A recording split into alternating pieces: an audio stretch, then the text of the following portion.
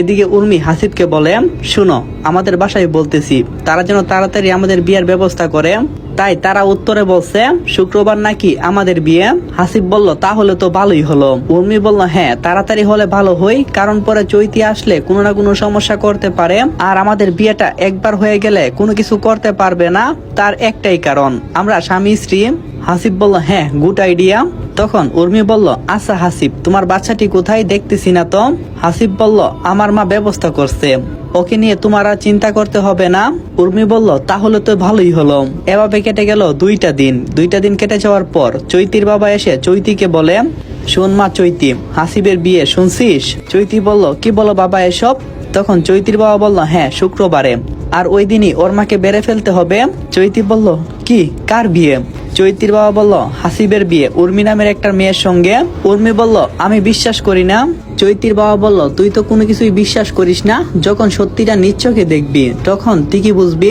হাসিব আমার সঙ্গে এমনটা করতে পারে না বাবা। চৈতির বাবা বলল, হাসিব তোর সঙ্গে এমনটাই করতে চাচ্ছে, আর সেটা শুক্রবার টের পাবি, রেডি হয়ে নে সামনে শুক্রবারের জন্য। কথাটি বলে চৈতির বাবা চলে যায়, আর চৈতি ভাবতে থাকে কি হচ্ছে এগুলা তার সাথে। এভাবে কেটে গেল আরো কয়েকটা দিন। দেখতে দেখতে শুক্রবার চলে আসে, আর চৈতিকে তার মিশনে বের হতে হবে, তাই প্রস্তুত হচ্ছে। অন্যদিকে উর্মি আর হাসিব অনেকটাই খুশি, কারণ আজ তাদের বিয়ে। তো সারাদিন প্রস্তুতি নেওয়ার পরে চৈতি যখন রাতে গোপন রাস্তা দিয়ে বাড়ির সামনে ঢুকতেছিল, এমন সময় দেখতে পাই রাস্তায় তার সন্তানকে। আপনারা হয়তো বুঝতে পারছেন না, তাহলে শুনেন।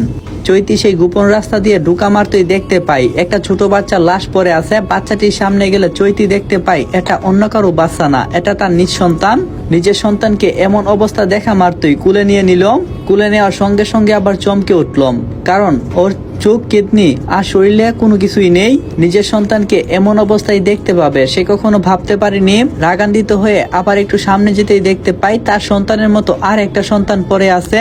এইসব দেখে চৈতির বাবার কথা মনে পড়ে, সত্যি তার বাবা মিথ্যা কথা বলিনি। চৈতি মন স্থির করে বাসার ভিতরে ঢুকে সবাইকে মেরে ফেলবে, সন্তান হত্যার প্রতিশোধ নেবে। কথাটি বলে হন হন করে বাসার ভিতরে ঢুকে পড়ে।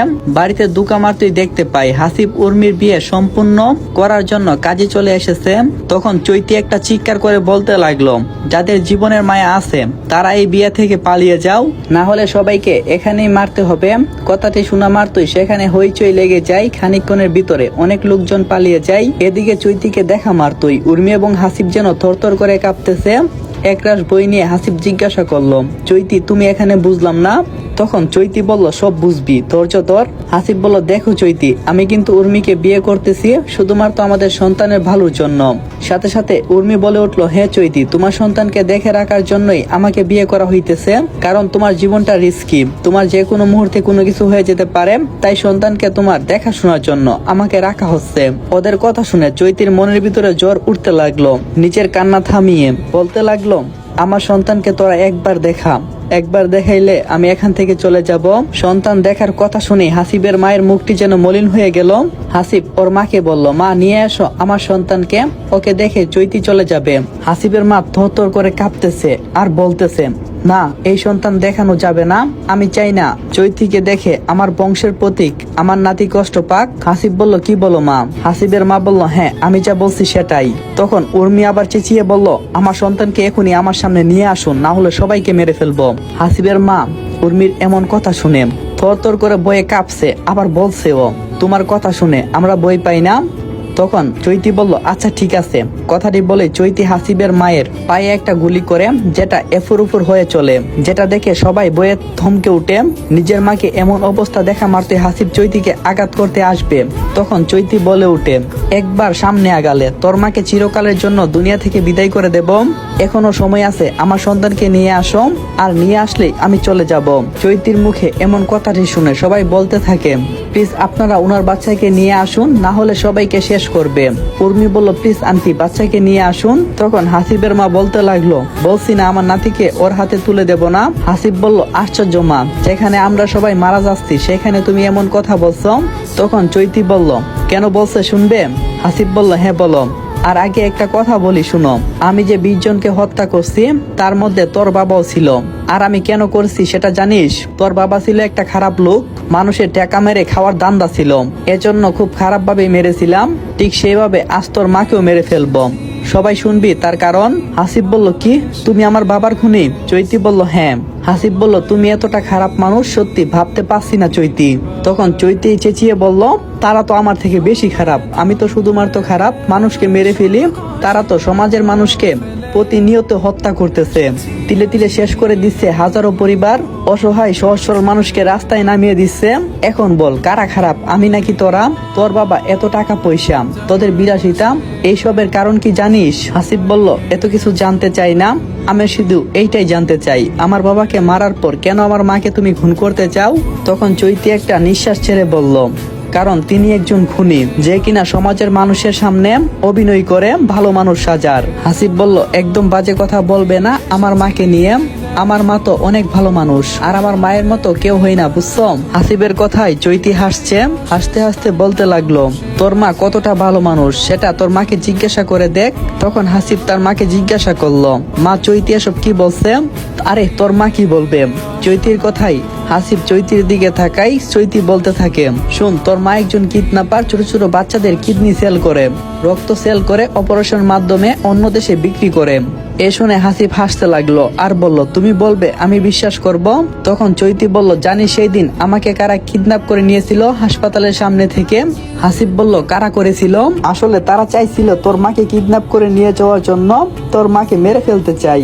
আরে আমি কি দোষ করছিলাম? আমি তো চাইছিলাম আমার সন্তানের পিতৃ পরিচয়, কিন্তু তোরা আমার সন্তানকে বাঁচতে দিলি না, শেষ করে দিলি। তোদের মনে কি একটু দয়া মায়া নেই? একটা ফুটফুটে বাচ্চাকে শেষ করতে একবারও ভাবলি না? হঠাৎ এমন কথাটি শোনা মাত্রই সেখানে সবাই থমকে গেল। এসব কি বলছে চৈতি? হাসিব বলল, কি বলছো চৈতি তুমি এসব, আর কেন বলতেছ? চৈতি বলল, তোরা আমাকে ঘরের বউ হিসাবে মেনে নিবি না সেইটা মানলাম, কারণ আমি একজন খারাপ মেয়ে, কিন্তু আমার নিষ্পাপ বাচ্চাকে কেন হত্যা করলে? তার কি দোষ ছিল? সে তো নিষ্পাপ। হাসিব বলল, আমার সন্তানকে কে মেরে ফেলছে? তখন চৈতি বলল, হ্যাঁ, তোর মা আমার সন্তানকে এই দুনিয়া থেকে বিদায় করে দিছে, ওর হরিণের মতো দুইটা চোখ তুলে ফেলছে, কিডনি নিয়ে নিছে। চৈতির মুখে এমন বেদনাদায়ক কথা শুনে সবার চোখ দিয়ে পানি চলে আসলো। হাসিব তার মাকে জিজ্ঞাসা করলো, মা তুমি কি সত্যি আমার সন্তানের সাথে এমনটা করছো, না চৈতি মিথ্যা কথা বলতেছে? হাসিবের কথা শোনার পরে নিশ্চুপ হয়ে যায় তার মা, কোনো উত্তর দিচ্ছে না। হাসিব আবারও জিজ্ঞাসা করলো, মা তুমি নিশ্চুপ হয়ে আছো কেন? তার মানে সত্যি তুমি আমার সন্তানকে হত্যা করছো? তখন হাসিবের মায়ের কথা শুনে সবাই অবাক হলো, আর হাসিবের পায়ের তলা থেকে যেন মাটিটা সরে গেল। হাসিবের মায়ের কথাটা ছিল এরকম, হ্যাঁ আমি তোর সন্তানকে হত্যা করছি, আর তার কারণ হচ্ছে এটা তোর সন্তান না, এই সন্তানের আসল বাবা হচ্ছে অন্য কেউ। তখন হাসিব বলতে লাগলো, না এটা আমার সন্তান। হাসিবের মা বলল, বলছি না এটা তোর সন্তান না, এত কথা বলিস কেন? হাসিব বলল, তাহলে ডাক্তার সেদিন যে রিপোর্ট দিয়েছিল সেটা কি বলছিল? হাসিবের মা বলল, হ্যাঁ সেটা বলছিল। হাসিব বলল, কিন্তু ডাক্তার কিভাবে ভুল রিপোর্ট দিতে পারে এটা শুনি। হাসিবের মা বলল, আমি ডাক্তারকে টাকা খাওয়াইছিলাম, সেই কারণে ভুল রিপোর্ট দিয়েছে। হাসিব বলল, কি? কিন্তু তুমি এমনটা করলে কেন? হাসিবের মা বলল, কারণ বাচ্চাদের কিডনি চোখ এগুলা আমি বিক্রি করি, অনেক বেশি দামে বিক্রি করি। হাসিব বলল, এর মানে চৈতি সব সত্য কথাই বলছে, সেদিন তুমি চৈতিকেও কিডন্যাপ করাইছিলে।